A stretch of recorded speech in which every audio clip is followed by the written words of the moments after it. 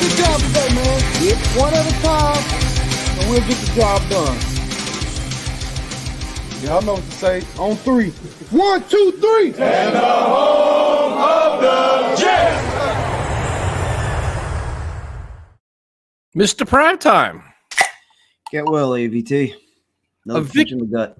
A Victory Monday we have. A Victory Monday.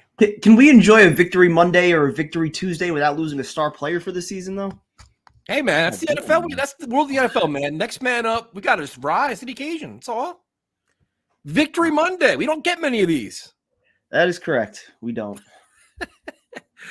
So thank you guys for joining us. Thank you for everybody that joined our stream yesterday. That was a true roller coaster ride of emotions. We saw it all, right? That game, you saw everything in that game, dude. That game was just ugly. For a while, it just felt like neither team wanted to win it. And, Sean Payton certainly helped us, at the end. But glad to just get the dub, keep the season alive for another week. So let's get into it. And that's the most important thing is we went into that saying this is a must-win game. You have to win this game. Keep yourself in the mix. It's an AFC game, all these different things. Get rid of your 3-game losing streak. And you're playing a bad team. Statistically, they're one of the worst teams of football, especially on defense. They're terrible. So you got ugly, pretty. There aren't style points when you win. You get it. The reactions today are interesting. I don't. Positive or negative? Because I haven't been on social media too much. I've been trying more and more to just get off Twitter because it's just not a place I belong anymore. I know it's not because if I really say what I really think, I'm gonna lose all my followers. I'm just because it's just like when the Jets lose, everybody goes scorched earth. When the Jets win, they're the greatest team in the world, and everything is perfect and everything is great. It's like I'll keep saying it. Winning is a great deodorant because I'm really glad they won. Because if they didn't win, today would have been a complete circus where people were saying, fire Salah, fire Hackett, Zach Wilson should be benched, like all these different things. Well, I think there's a balance to it because, like you said, they played a bad team. Statistically, That was one of the worst, if not, I think it was the worst defense in all of football. So you want to see certain things change a little bit. You want to see the team, especially the defense, come out a little bit faster. And that was still an issue. Like they still dug themselves a little bit of a hole that they had to come back from. They got it figured out in the end. It was good. They got the win. We could be happy for a little bit. But the reality of what the team is and some of the coaching decisions, how they handled that 2-minute drive at the end of the half, like certain things like that, I can understand if, some fans are still pissed about that. And that's the one thing where it was like I'm glad they won, dude. Like I like winning. I like that. You know what? If you shock the Eagles this weekend, you're 3-3. Or even if you go 2-4, beat the Giants, like you're still in the hunt. Like the season's not over. Like there's so many games left. In theory, you have a favorable part of your schedule coming up, but it's just like some of these takes. It's wild. So we'll go through them now. And then, and the one thing I find this the most interesting. So I'm going to address it now because I love when people attack YouTube content creators for the way we act during a game. You know what? It's very easy to do it after the game is over and they won. In the moment, that first half of Jet football was shit. And the way they handled it before halftime was embarrassing, where there was no situational awareness by Zach, Hackett, and everybody else. So in the moment, we were rightfully pissed off. The way they were playing with the slow start you mentioned, it's like we're fans, dude. I'm not an ESPN analyst or you saying, I'm getting paid to give you quality analysis. No, as fans, we're watching this game together, and when they're playing like dog shit, that's exactly what we're going to tell you. I'm not gonna give you this big picture of ugly football and be like, you know what? This isn't that bad. No, you're playing a bad team playing bad. That's what they were doing, right? Like, and so then it's like, oh well, you know what? You guys acted like idiots in the first half. No, dude. This is my challenge though. For the ones that want to criticize us for the way we act yesterday, how pissed off we were getting. Make a channel. Make your own channel, or we'll add you to the screen. You can watch a game with us, and when something goes wrong, bring out your little pom-poms and go team, go. It ain't going to work, dude. It's not.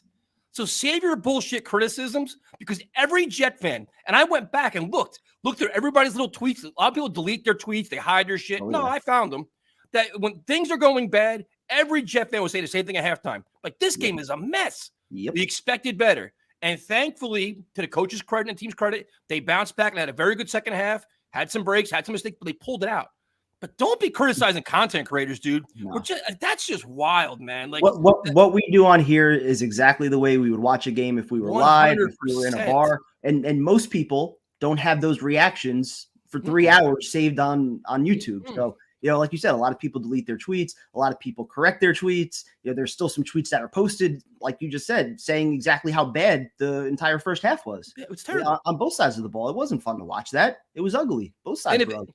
And if anything, I'm more measured on the channel during the games, because if I was not watching, if we weren't on like camera right now, I was watching, dude, I've been throwing shit, yelling, like, bro, like, this is the natural reaction to watching a game. Like, you want fanboy shit? We're not your channel. Like, we're just not. I'm not gonna be like, go team, go. You know what? That's all right. You're fumbling punts. You're fucking, dropping passes. No.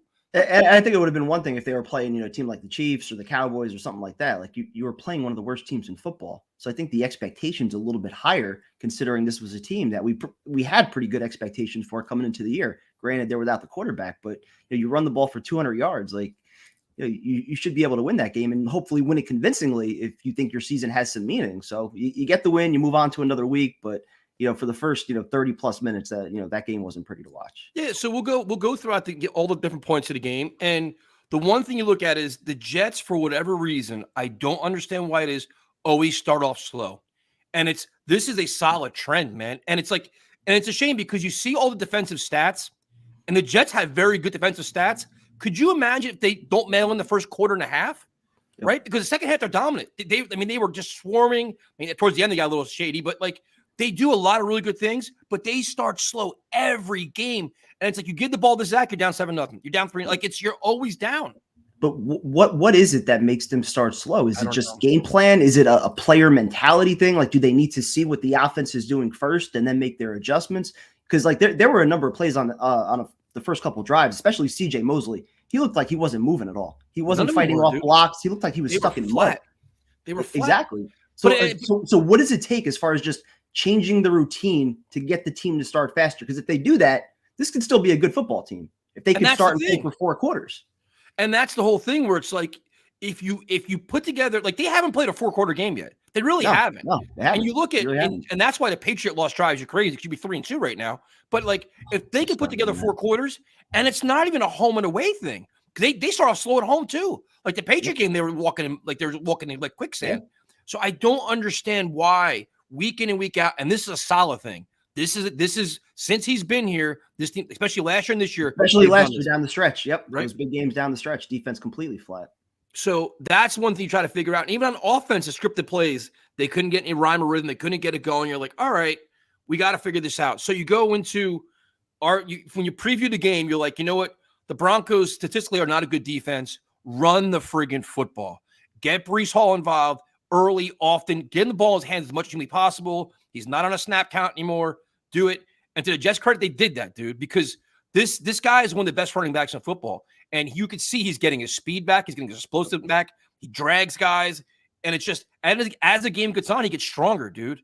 Like, that's just you. If you're not, good defense and a great running back, you can win a lot of games, dude. Yeah, we saw it with Sanchez. Sanchez wasn't great for those first 2 years, but they had an unbelievable running game and they had a great defense. And that was a formula for success. And it was funny, too, because I thought they were going to have to throw the ball in order to open things up for Breece. It was actually the running game that started to get going. And then you saw Zach's confidence start to skyrocket after that, where he was making some nice throws, where he was making checks at the line. So, if you have that kind of running game where teams are actually scared of you running the ball, even when they know it's coming, Zach's going to be able to make some plays with that. And that's the thing. So it's like you go from Breece is just like we kept saying, I'm like, give him screen passes, dude. Just get the ball in his hands. Give him 25, 30 touches a game. I don't care. Like, keep doing it. And to the offensive line's credit, even before the injury started, is the Broncos knew it was coming and they couldn't stop it. And they were manhandling people, dude. Like, they were literally getting after it. You're like, the whole, like, you saw the touchdown runs, and the holes were enormous, dude. And then what we don't talk about enough is the down the field blocking from the tight ends, from the receivers. Like they're all contributing, man. Where there's some huge blocks from the tight ends in the game yesterday. Yeah, Uzama had a big one at one point down the stretch. Even Titman and Mitchell on the Breece Hall touchdown run. They both had some really nice blocks there. So just good to see that. Good to see Mitchell especially picking up the slack when AVT went out. So it's something to build on. Yeah, and you look at the one thing, my biggest complaint was when you can run the ball like that and you have that offensive line manhandling him. To me, play action pass is so much easier to pull off because the defense is already worried about stopping the run. If they do call play action pass, it's never a deep strike. It's like a 3-yard dump off, a quick.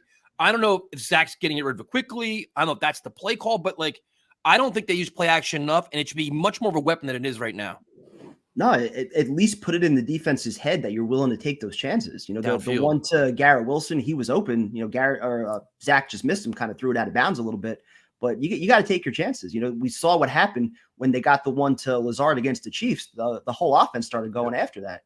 So, like, things open up when you have a deep threat. And they have guys. I mean, obviously, they haven't dressed Hardman. You know, we can get into that later. But even Gibson, he's got speed. Lazard could stretch the field. Garrett Wilson could do anything you ask of him. So you have weapons. You just got to use them.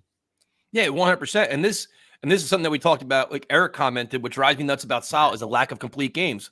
The closest thing we had under Sal was a Dolphins game last year. Yep. And it's true, dude. And the reason why we're being critical is not to be asshole fans. It's because we want to go to playoffs. Like, I never wanted to tank this. I want to win as many games as humanly possible. The way you do that is string together 4 quarters, because when you play a team like the Eagles, you can't mail in the first quarter or the first quarter and a half. You can't. You'll be down 21-0. So you got to start out faster against better teams. Like you saw the Chief game, dude. They're down 17-0. Yeah, that was the perfect keep example. Playing that game, dude. 17-0 after 3 drives against a team like the Chiefs. Like, even though they outplayed them the rest of the way, they still dug themselves a hole that was too big to come out of. So you got to start fast, especially against the bigger team or the better teams. So you go from, you have the offensive line's doing really good in the run. The passing game leaves something to be desired. I guess where I have problems is in the red zone makes no sense to me, dude, or it's just they're not aggressive enough. It seemed like last week's when they were down 17-0, it seemed like Sal was like, fuck it, man, open up the playbooks. We're going to get blown out of here. Let the kid throw it and see what happens.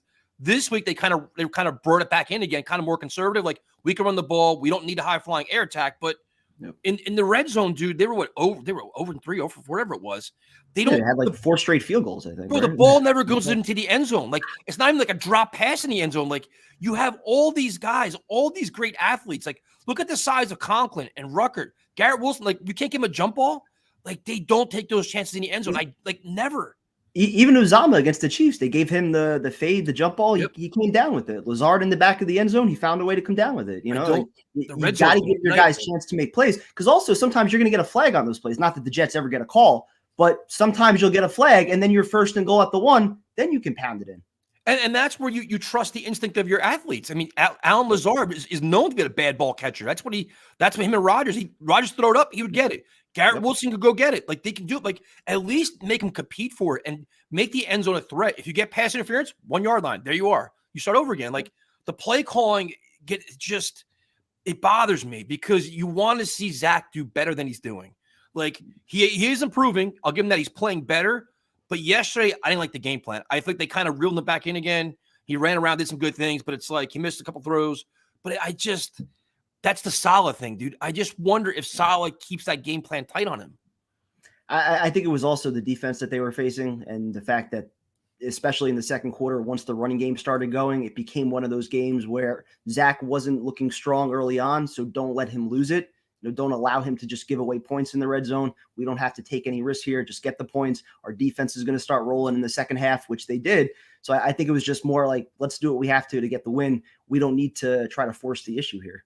Yeah, I hate that, man. You want to play to win. You want, like, because it takes away his confidence. Like, he could, like, he's making better throws. Like, he's a lot more accurate than he's been. His footwork's better. He's moving around in the pocket better. Like, the play in the end of the game towards Conklin, empty backfield. He looked off the read, made like it was a second or third read, fires it in. Like, there's moments where you're like, all right, and then all of a sudden, like, boom, they bring it back in again. It's like, The thing that concerned me more though was just ball security. I mean, he had the 2 fumbles. Luckily, they recovered both of them, and then the interception at the end. If you want to blame him, if you want to blame Garrett, or if you want to just say Surtain made a great play on the ball, still down the stretch, 3-point game, you don't want to give them another opportunity. So still has to clean that aspect up a little bit. I thought pocket awareness also, just kind of sensing the pressure. Like you see the difference in guys like Mahomes, Russell Wilson, when he feels a rush coming, he evades it and he goes. Like that's something Zach, like he's an athletic dude. He should be able to do those things. Yeah, some of those situational awareness, like he's doing better. Like, I mean, he was historically bad last year. Like he was awful.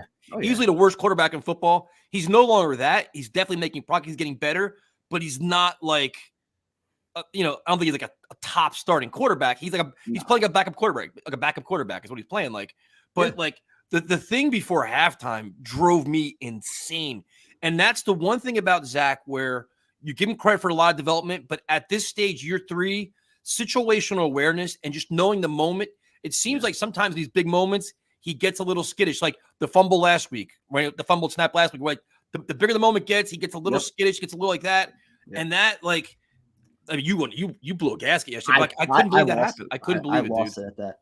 I mean, that's something that you go over in practice. I mean, they always work, especially in training camp, and I'm sure they do it during the week. The 2-minute drill, the hurry-up offense, situational awareness. You have to know without any timeouts left that you cannot get tackled in bounds right there. And if you do, which Conklin got tackled with, 9 seconds left?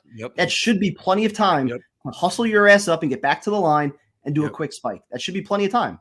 And for whatever reason, you had the offensive lineman like standing 3 yards off the ball waiting for the refs to spot it.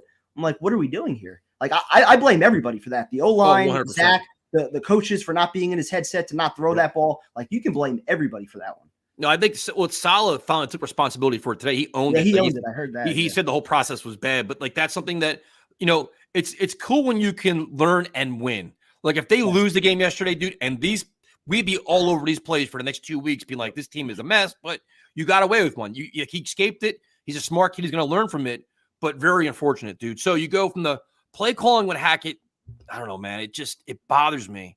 But then you see the receivers and you see, like, you want to see more to Garrett Wilson. Like the Chief game, they featured him, dude. They wanted the ball. He was getting the ball all the time.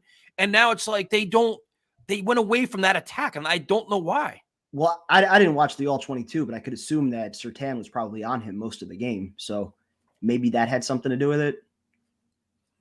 I mean, okay, we can go with that. So you look at that. Then you go to the offensive line where at one point yesterday you had AVT out and Becton out, and we're like, this is becoming a complete mess. Then we find out today that AVT's out for the year, which is a huge blow. And it's like, what are the chances out for the year on the same football field? And it's like, unbelievable. Like next game at Denver, he doesn't go. Like he just stays here. Keep him home. But it's brutal, dude, because now you start to have questions. And the reason why I'm having questions is I'm assuming Max Mitchell's going to start. I think that's probably going to be the guy that's going to play. But now Becton's getting a little banged up. And Becton's playing great, but he went down twice. It was twice yesterday he went down, right? Yeah, and Saleh even said today he's battling pain pretty much every game. So it's like, how much longer is he going to be able to go until he needs to sit?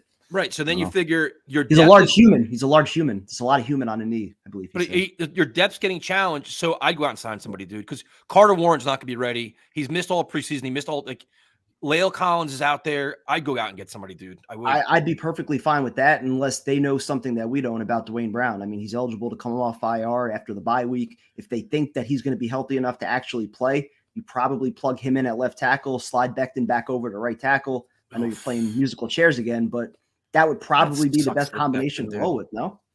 That sucks for Becton, though, dude. I'm curious to see because you figure Brown can come back against the Giants. I guess that's probably one thing you could do. I don't know, man.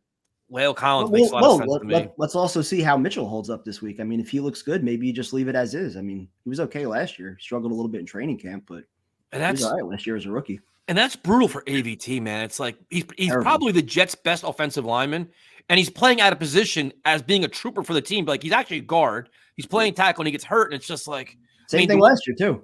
It's crazy, dude. Like it's same just exact thing. But I guess the one positive is that Tippmann. I mean, in terms of run blocking, they were mauling people. Tippmann looked good. Lake and Tomlinson did good things. It was like, and like I said, Becton's playing well, but now you're getting a little nervous with the injury starting to kind of creep up a little bit with him. Yeah, the run blocking grades were all awesome. The pass blocking grades, not so much. But I don't know how much of that was Zach holding on to the ball a little bit too much. But Yeah, overall the offense. I mean, they had over 400 yards of offense, which Yeah. is great. I mean, they scored points. Almost 300 in the second half. Can't complain with that. Second half was dominant, dude. They were just and like if you give them credit for one thing, it's they make adjustments and they can handle adversity because they faced all kinds of adversity yesterday with, And the other thing I don't get, I know it was highlighted yesterday, and I was pissed yesterday before it happened. Is can Zach Wilson ever get a call?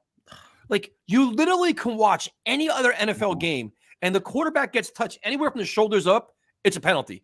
Zach gets smacked in the helmet. Right?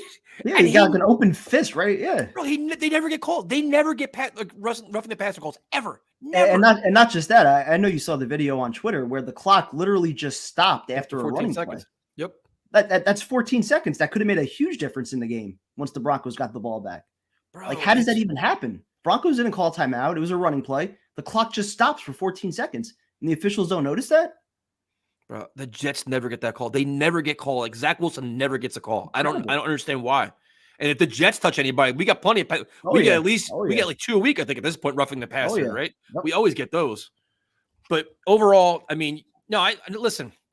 I know Beckton's fine. I'm just saying he went out of the game twice. He's getting banged up a little bit. I mean, keep in mind this is his first time playing a full season in 2 years. Right? He's been hurt the last 2 years, and you just want to have backup because now your other right tackle's out. You're down 2 tackles. Exactly. So I'd go out and get La'el Collins, dude. I would. I wouldn't. But yeah, I mean, how much would it even cost at this point in the year? It's almost halfway done. So exactly. And then you look at the offense as a whole, though. Like they scored enough points to win the game, which is good. I mean, you left points out there for sure because settling for field goals is not. You can't do that against the Eagles. Well, the offense didn't score enough points to win the game. The defense combined with special teams scored enough points to win the game if we're going to be accurate. But yes, I mean, they did enough, especially in the second half. They made their adjustments. Ground and pound was working, so can't complain too much. Zach made throws when he needed to. The one to Conklin was just amazing. Looking back and watching that, how he adjusted at the line, second read, like that's the shit you want to see from him. 100%. And like I said, in Breece Hall, you're just happy for him, dude, because this kid, he works his ass off. He gets the results he's getting the results from all his hard work. 177 yards. Hopefully, he gets FedEx Ground Player of the Week. Even Dalvin Cook looked a little bit better. Yeah, I mean that the thing with Dalvin Cook is, like, to me, I'd trade him if they had any market for him. I would trade him because you kind of want to see what Izzy can do in this offense now. Because if you're seeing what Breece could do in his burst getting through that, if this offensive line is going to create those kind of holes. Imagine what Izzy can do. Home run threat. That's why he was drafted, right? We all said he was going to be a home run threat, change your pace back. So that's the one thing with Izzy. Like, he's inactive every week. Dalvin Cook's really not giving you a lot. I mean, he gave you more yesterday, but you're not really seeing, if you could trade him, you think about it. And the other guy that people want traded now, didn't get a chance to play yet, is Hardman. And to me, he's like the Denzel Mims right now. He's in a doghouse for some reason. And Salah's now saying it's a special teams thing. Meanwhile, he's a returner. But at what point do we just say maybe he's just not very good? Because I remember I was bringing up the point, I think in like June, July before training camp, where this was a second round pick for the Chiefs, high powered offense for whatever reason. In 4 years there, never really put up big numbers with the best quarterback in football. And they just let him go for $3.5 million. And their receivers aren't exactly that great either. So you would think, like, if they saw something that said this kid could still be a stud or have a role in their offense, they're not just going to let him walk for $3.5 million, having some chemistry with Mahomes. Yep. So to me, like, that was an immediate red flag. And then you get to training camp, you see the speed, but you also see the drops, and you wonder if that plays a factor into it or just the playbook. I don't know what it is, but there's definitely something going on there. Especially with the speed he has and the versatility where you can do those jet sweeps. And Salah kept saying he's not going to be just a gadget guy. He's going to add a whole other dynamic to the offense, which they can use. I mean, you have Gibson out there. I mean, why not use him? Well, I was going to say they have been using Gibson, so maybe Gibson's just passed him on the depth chart, which I'm perfectly fine with. I mean, they have Gibson for the next 2-3 years under team control, making next to nothing. So as an undrafted free agent, so if he's better than Hardman and you can keep him around for the next few years, I'm fine with that. It's so strange, dude. Like, it's something like. I think we all just expected more out of him. He's not even active, which is wild. Now Salah's going to the old excuse book. He's breaking out all kinds of new excuses, this and that. And Irv Charles he's a special teams guy, which paid off yesterday. Yeah, with fumble recovery. But I mean, that's just it's wild. Not enough plays in the playbook.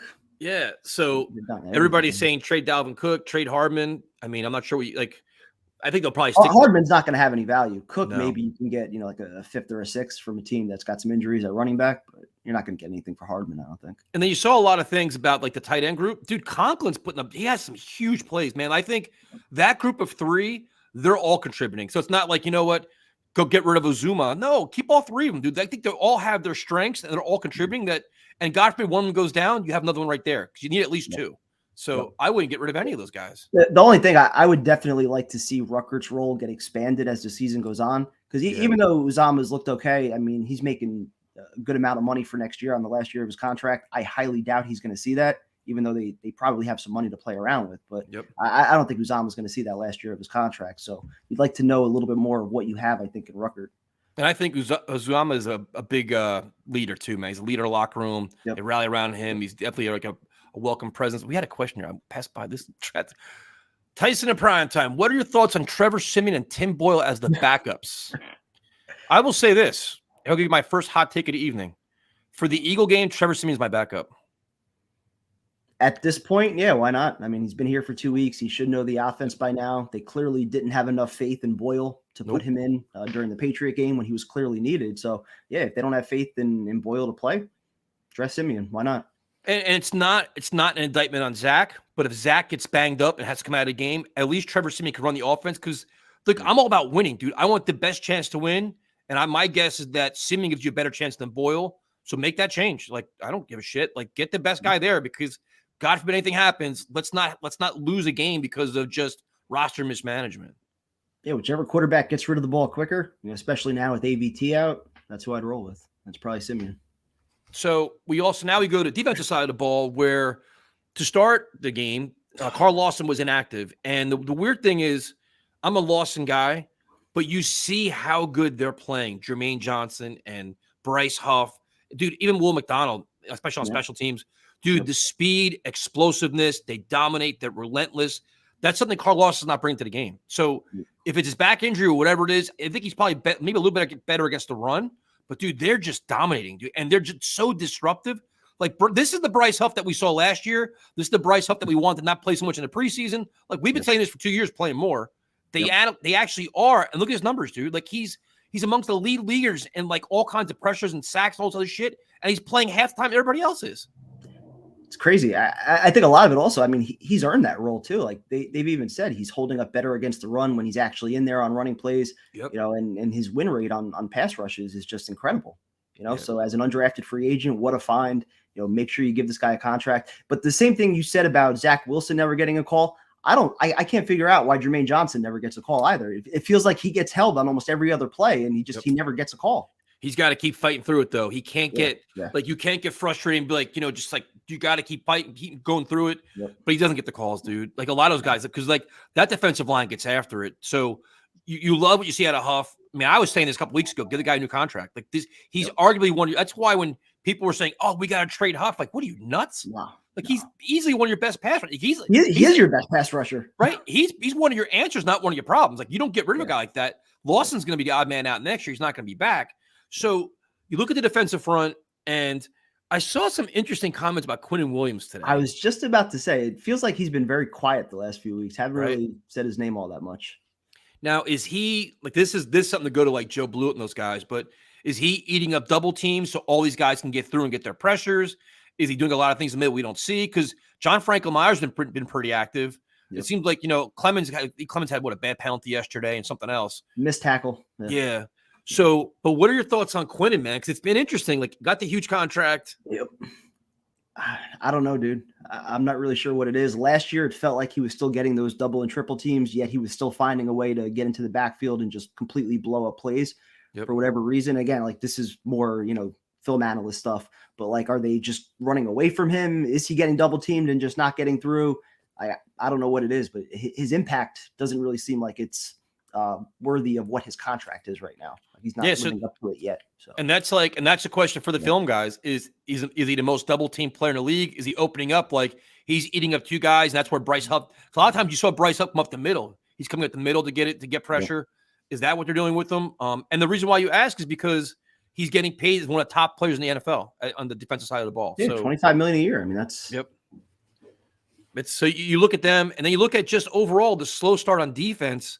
And that's the most concerning thing. Because if they can wipe out the first quarter, bro, they're like a top 5 defense. They really are. It's crazy. Well, they've given up 37 points in the first quarter. I wonder how much they've given up the rest of the games. I mean, probably not even that much, I would guess. I'm not sure, but very strange why they can't come out faster. And even at the end, like I've been screaming this for I don't know how many years or I don't know how many games under Saleh, but he doesn't blitz. And then finally at the end of the game, they send Quincy twice. He gets there. Like you have the corners, even with Hall out there, who played pretty well. Yep. Like DJ Reed was out, one of your best corners. And they still held up well. You're able to send some extra guys and get there. Like, I don't know what his reluctancy is early in games to just not send an extra guy or two. Like, you have the linebackers, you have some extra pass rushers. Like, get creative and start sending some guys. Yeah. Rex would send, 7, 8 guys sometimes, like. Especially set the tone. Like, you could set the tone early in the game instead of getting down 7-0, 10-0, whatever it is. Like, set the tone early. Like, like flex your muscles a little bit and like, listen, we're going to be here 4 quarters. We're coming after you. Not be so timid.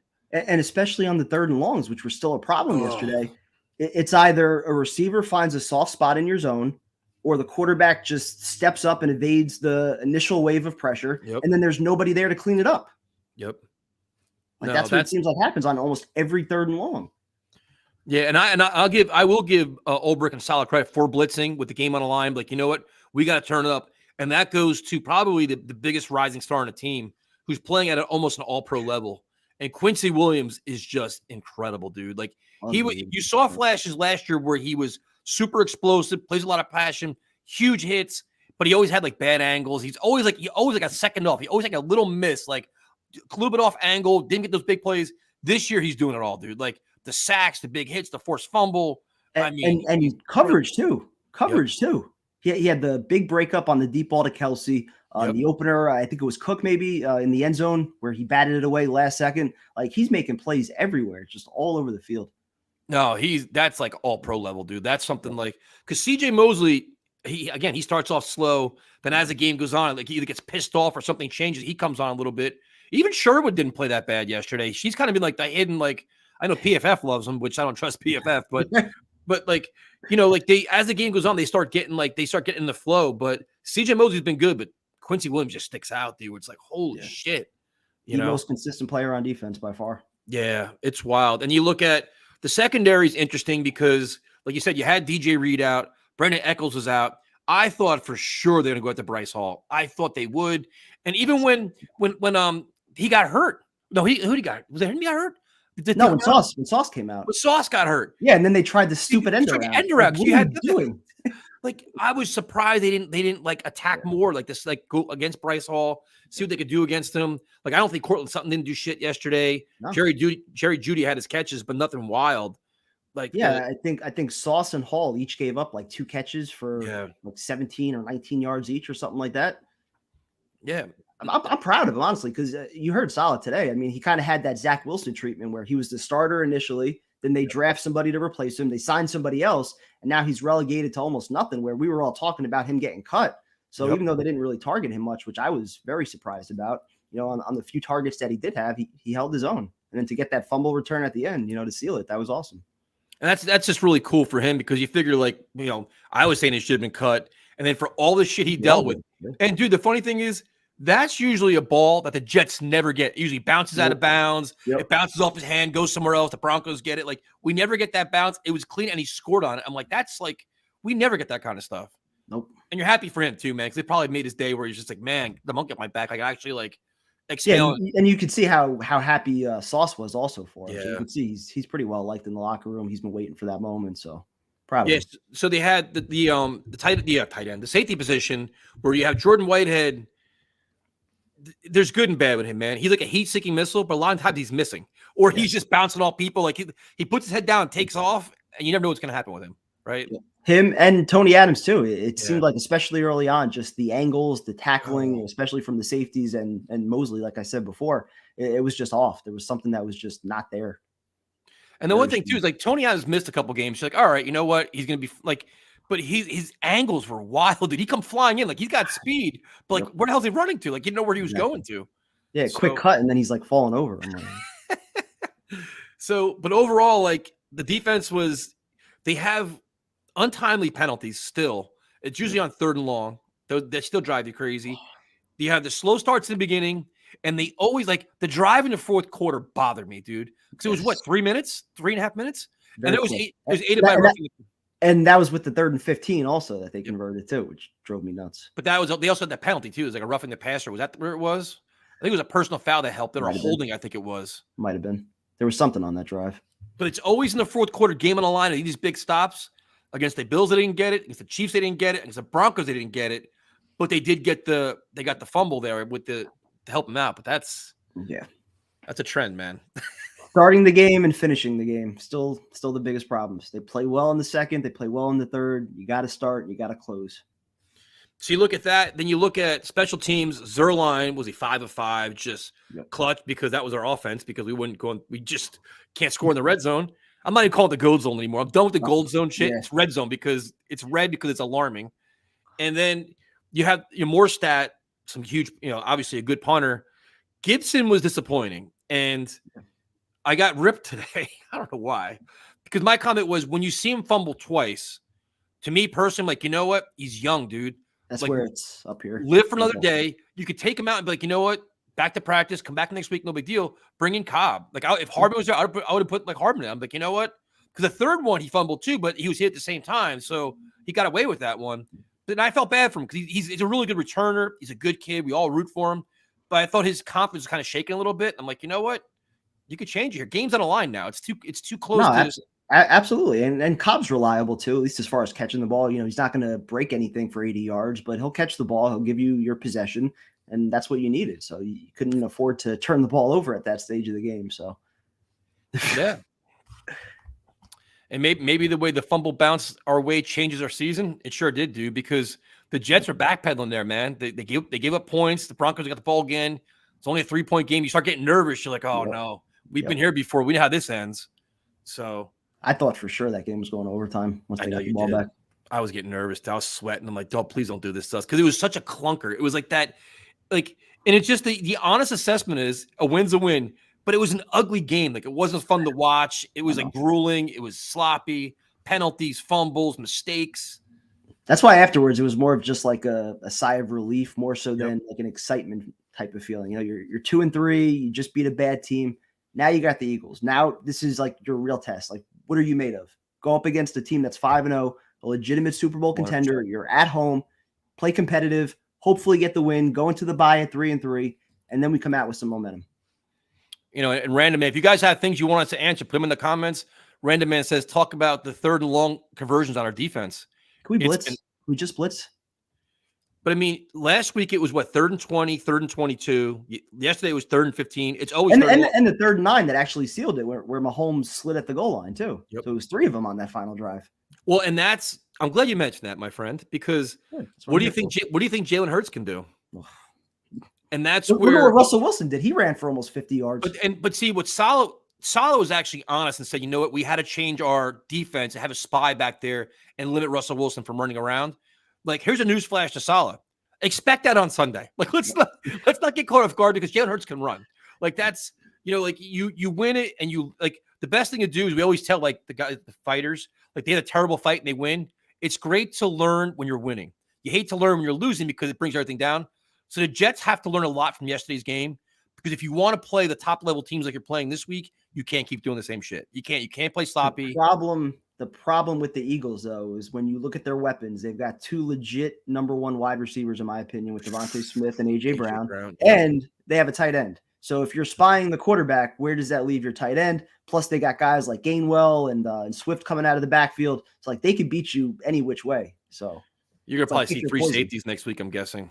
You probably have Amos, Adams, and Whitehead on the field. Absolutely. You're gonna have to, because and I think like the sick, demented Jet fan I am, I'm already thinking of ways we can win this game, because if the defense can play for 4 quarters and play tight, the Eagles are banged up too, man. They got a lot of injuries too. The one thing is it's gonna probably be an Eagle home game because so many Eagle fans that come to this game. It's gonna be ridiculous. There's not even tickets available, I heard. Yeah, I mean, dude, they're 2 hours away. I had probably 10 of my friends are Eagle fans. They're all going. Like, bro, we're gonna tailgate with you. I'm like, no, you ain't. I ain't going. I'm sure there's gonna be plenty of green in the stadium. Oh yeah, there's one. But I mean, you look at the Jets have the formula that you run the football, play great defense, clean special teams, and you can, like, the way Breece Hall is, they can beat any game. It's just a matter of having your quarterback have the ability to make 4 or 5 good throws that can either convert first downs or get you into the end zone. That's really all Zach has to do. Literally maybe 4 good throws a game. He can make little dump passes, but 4 legit downfield passes, and they'll have a chance. I mean, if Washington was able to compete with them, I'd like to think that we could have this as a somewhat competitive game going into the third and fourth quarter, but we'll see which team shows up. Can't start out slow. Can't do it. Not against this team, you can't. But you also look at it, even if you go into the bye at 2-4, it's not the end of the world. Like, they can still make a run at things because Giants, Chargers, Raiders. I mean, but you have to find a way to win one of these games, though. Like, one of these better teams, like the Chiefs was unfortunate. That Patriot game is already haunting you now. That's already haunting us now. They'd be playing with house money this week at 3-2, 3 wins in the AFC. Like, if you lose to the Eagles and you lose to the Cowboys, like, as far as tie breaks go, if you get to that 9 or 10 win mark, you'd be in good shape right now. So I'm fascinated to see, like, the matchups for this. There's a lot of things you could say the Jets can do, but then it's like which team shows up. Like there's still questions about the coaching staff with the Jets. Like solid. There's part of me that almost likes that we're playing a team that's 5-0 like the Eagles, where there's not really that expectation that they're going to win, because I think that just, in the minds of the coaches at least, it allows them to open things up more and just kind of play free. Like we saw Zach play against the Chiefs, where it was like, just go out there and sling it. We know you're going to need to put up points. Our defense isn't going to shut out the Chiefs. They're not going to shut out the Eagles. Like, you're going to have to make some plays. So maybe that allows things to open up a little bit more. But I wish that would be their offense every week, though. Like, I wish they wouldn't cater the offense to the opponent. Like, all right, this is going to be a game that we think we can control, run it. Like, let Zach throw, dude. Like, the only way you're going to literally win games is let Zach throw. I think they wanted to yesterday, but then once it was clear that he was struggling a little bit early on and that the running game was going to open up, then it was like, why try to force it with Zach when Breece Hall can run all over them? The question is, DJ Reed playing this week? I'm going to guess yes. They usually set out 1 game for concussions, unless it was like serious symptoms. So you're guessing he's going to be back. I don't know about Eccles, though. I didn't hear anything about him today. I'm pretty sure he's going to play, because I think they were almost optimistic that he might have been able to play yesterday too. Wow. So, Salah was also optimistic that AVT's injury wasn't that bad too. There you go. Never mind. That's like the new thing, dude. He's out for 4 weeks. Never mind. Whenever he says, I think it's not going to be that bad, always expect the worst, because he's trying to sugarcoat it from the day. He's buying time for more excuses. So the comment is Jets only kick field goals. I mean, it's a fair criticism. And that's the other thing you look at is like this is, you know what? They're getting used to Zach running the offense. They got to figure it out, what he's good at, what he's not good at. I thought we learned that in the Chief game. Maybe they didn't, but you got to be more aggressive, dude. You got throw the ball in the end zone. Like, it's not hard. It's this big space. There's like letters in there. There's like colors.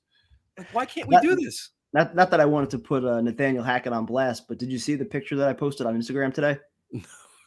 he's got his entire play sheet like wide open, so like you could see like the entire thing. It's like, dude, it's gold zone inside the 3. And then there's another like section of plays from like 6 to 3. Then there's another section of plays for like gold zone 13 to 7. Like the way he's got it structured, it's, I don't know, kind of weird. Oh my God. Yeah. Tyson, imagine if we didn't have Zerline. He had a big game. He's like our weapon now. He's like our offense at this point.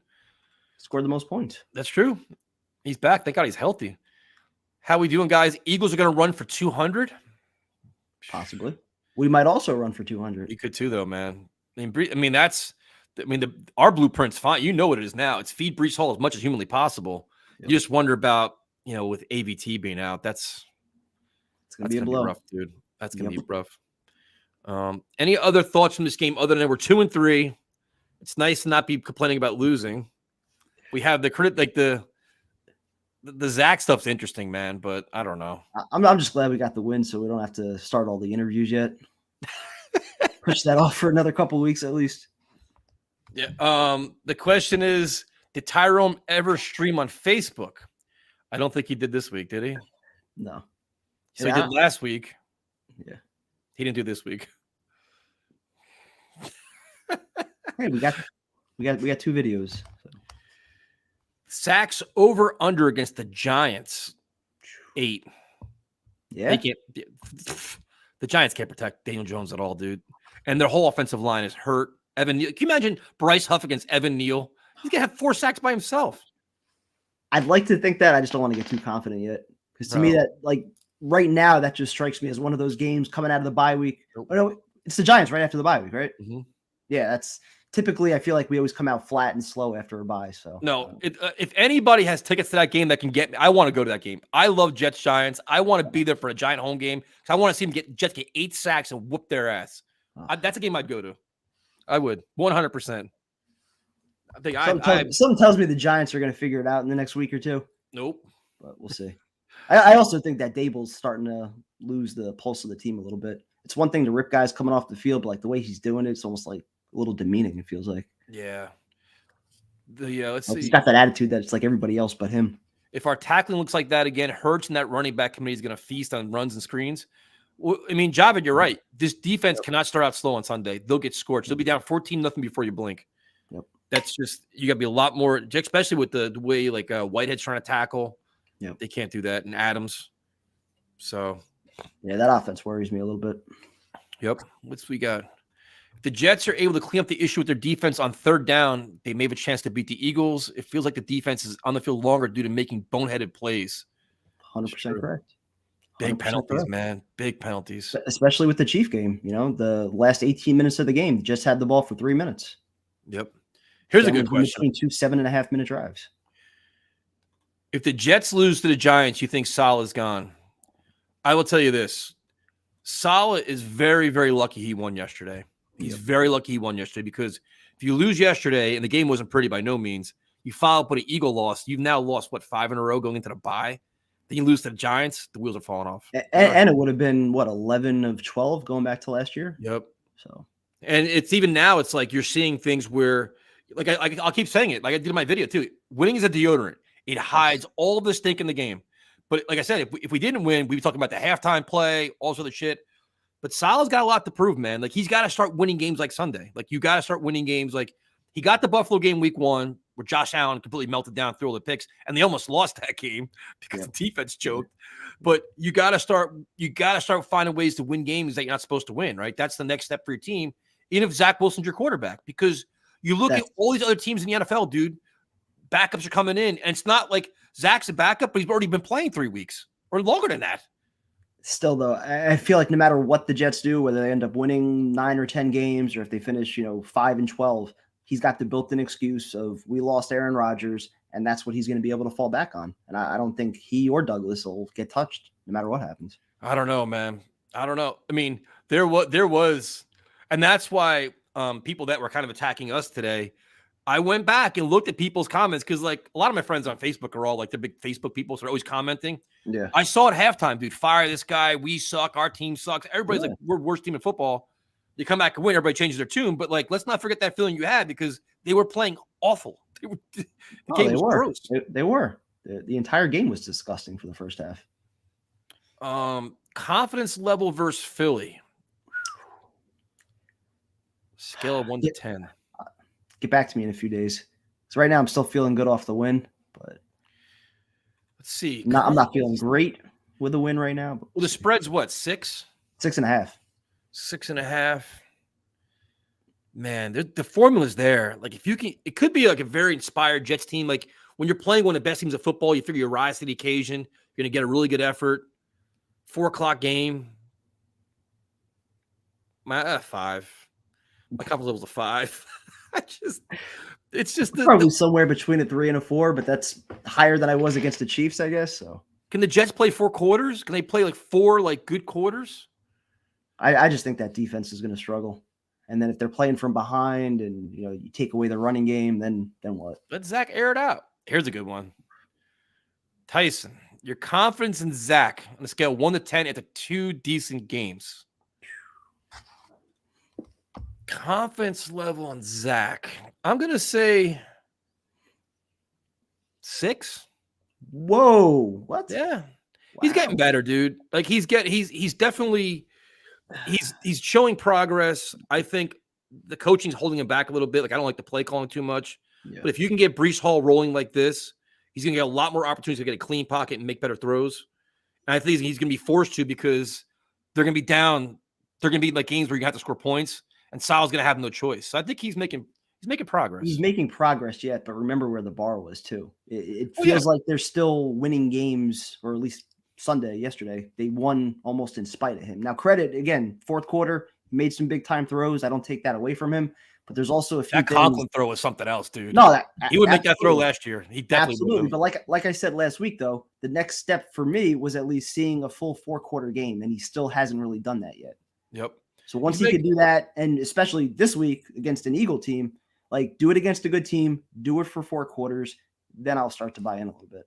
Here we go. Sold my Eagles ticket for $100 profit. That's nuts. There you go. Did you sell it to a Jet fan or an Eagle fan? That's the question. Probably an Eagle fan. Probably an Eagle fan. No, I mean, let's see. Tyson says that next year he's going to say bench Zach. No, I mean, he's good. Go ahead. No, I was just gonna say about the price. Like it's crazy that the tickets for this game on Sunday are more expensive than the Monday night opener right now. Yeah, I mean, look at some of these Zach comments. I mean, 4, I think that's fair. I mean, he's getting better, man. Week to week, he's getting a little bit better. The play calling could help him a little bit. I think he's going to have to make some big time throws. He looks like a competent backup right now. And this is a good one right here, which you can win with. The Jets really need to break the curse against Philly. They straight out own the Jets. The Jets are 0-12 all time. Yep. I've been like 4 of those games, I think. Brutal, dude. Can you imagine? The last one I remember was terrible. I had an Eagle fan behind me the whole time. That was just annoying as hell. Wouldn't shut up. I got sucker punched in a Jet Eagle game like years ago. I did. The guy in front of me, the Jet fan in front of me, the Eagle fan behind me were talking shit the entire game, like the whole game. And I was like, I'm in the middle of it, of course. I'm just sitting like they're just over my head going back and forth. Yeah. So something happened. The guy in front of me started pointing like, that's right. The guy goes to punch, and I turned. And instead of hitting him, he cracked me right in the face, dude. Like, he hit me clean, too. Like, I don't know. Yeah, he knocked me square over the chair. Like, I fell over the chair. So then my friends are all like, fuck this, dude. Like, all brawl breaks out. I don't remember any of it. I was laying upside down, like, fucking knocked out. I woke up, and I was like, what the hell just happened? Jesus. Completely sucker punched. Like, ridiculous. Eagle fans are wild, man. Was that in Philly or Jets home game? It was Jet game. Oh, wow. Yeah. Completely cool. It was just, yeah. No, this was before I was even, like, I was training, not like I'm training now. I got cold cocked, dude. I didn't even see it coming. And the Jet fans, like, the guy that started all, he's, bro, I'm so sorry. I'll buy you a beer. I'm like, no, what? Buy me beer. I'll whoop your ass. Here we go. Prime time. We are now 2-3. Predict our final record as of today. Do I have October 9th. Do I have to? Yep. As of right now, I'm leaning with the loss for the Eagles, and I don't see a path to them beating the Dolphins, which is unfortunate. So if you're taking that as your 6 losses, what other games do you chalk up and say we probably don't have a chance? Chargers, maybe, although that's a home game. Every other game's winnable. I mean, I tend to think they're going to finish somewhere like 8-9, maybe 9-8. I don't know. Right now, I'd say 8-9 if I had to. I'm going to say the same thing. I'm going to be hopeful and say 9-8, and I dread that Patriot game haunts us. I dread it. I just had the feeling when we lost, I knew it was going to bother us, but that could be from 9-8, 10-7 playoffs. Yep. You know. Yep. But I mean that's still a good season though. All things considered, with Zach Wilson as your quarterback. Yeah.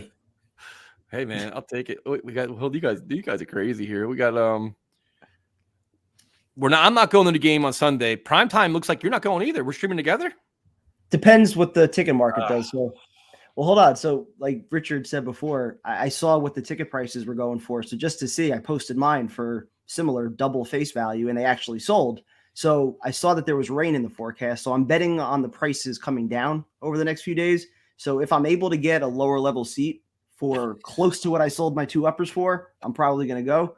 Otherwise, I'll be on here and I'll be streaming. What you guys think of the Niners beating down the Cowboys? That was just a different level, man. The 49ers are a different machine, man. And Dak looked like shit, too. His interceptions were awful, but Purdy looks great. Warner looks amazing. Yep. Defense is just swarming. They're a good Niners team, Eagles championship game. It's almost a lot. 49ers. That's like when you say like best defenses in football, the way they play football is ridiculous, dude. Yep. I mean, they just thump everybody. Yep. And Purdy I don't understand how that works, but that's what coaching does. That's it. Do we live close to each other? Nope. Not quite. Probably Although my parents just moved close by Tyson, so they're about 15 you're probably minutes away from me. like an hour. What are you, like an hour and 15 away? How far are you away? Usually it's about an hour 20 to get to my parents, and they're about 15 minutes from you. What's the goal for this season? Playoffs. Playoffs, Right? Absolutely. Why not? What else would the goal be? I mean, 8 wins, be competitive? No, like make the playoffs. Tyson, you should have went to the Jet Eagle Luke Falk game. Why? Why would I want to go to that? I like, to be honest with you, like I love going to games. I like watching them here more, like streaming, watching at home. You can see more when you go to a game. You don't see as much, dude. You see it, but like there's so many things going on. You can't like pay attention closely to all of it. At home, you can just watch. You can analyze it. You can Yeah, I would have had no idea about AVT and Becton coming out. Like, it's hard to pick up on that stuff, especially if you're in the upper deck. Why don't you spend time with us, Kevin? We aren't worth your Sundays. What do you mean? True. I was here yesterday. I was here for Dallas. 1 hour ain't too far. You guys should hang out sometime. We do. When you're at the games, you can't see Tyson throw his headphones. That's true. Oh, yeah. Can Tim Boyle be really worse than Zach Wilson? I mean, why are we worried about that? He could be. It's possible. True. Afram, 14-3 still. Hold on. Didn't Afram flip it to 3-14? He may have. I thought he flipped it around. How far from MetLife are we? I'm an hour and 15. I'm only about a half hour. And what else we got? Pronto. Any other thoughts? Not really. Just come out win? Come out and play fast on Sunday. That's my thought. Were any of you at the Antonio Brown quit game? We were streaming that game. Yeah, we were streaming that one. That's right. Wasn't that during COVID? It was. Right? Yeah, I don't think there's anybody at that game. I'm not answering. I would have been there. I'm not answering this question. Well, they would at least be 3-2. I'll tell you that much. They would at least be 3-2. Possibly 4-1. I'll even go that far. Legends prediction for Sunday. He'll be on a stream on Sunday. You can get it. He'll give him himself. Is